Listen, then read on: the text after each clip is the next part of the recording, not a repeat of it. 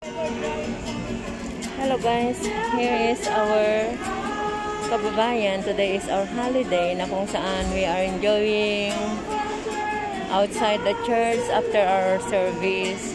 Others are doing their own activities with their practice for the Christmas party, and some are having the praise and worship.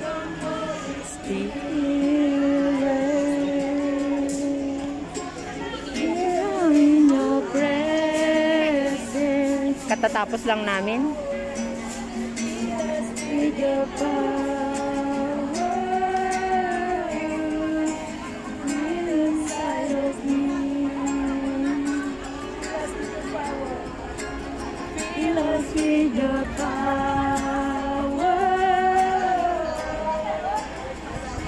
This is the life of OFW here in foreign land.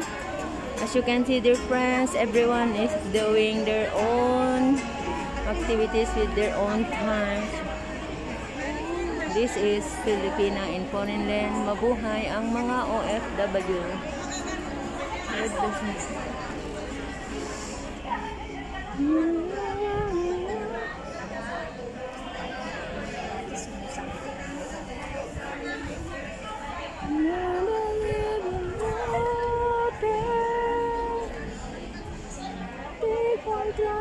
This is the life of Filipino overseas.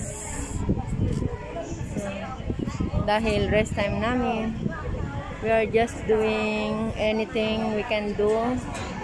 Dahil bawal na naman ang crowded ngayon, dahil tumaas na naman ang COVID. 26 na notification.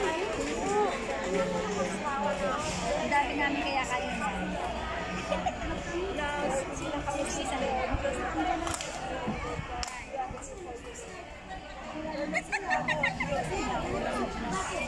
Ang mahalaga, ganda sa kama ka.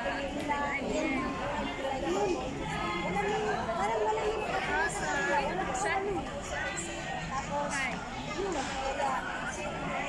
Sino yan? Thanks for watching. God bless everyone. Bye.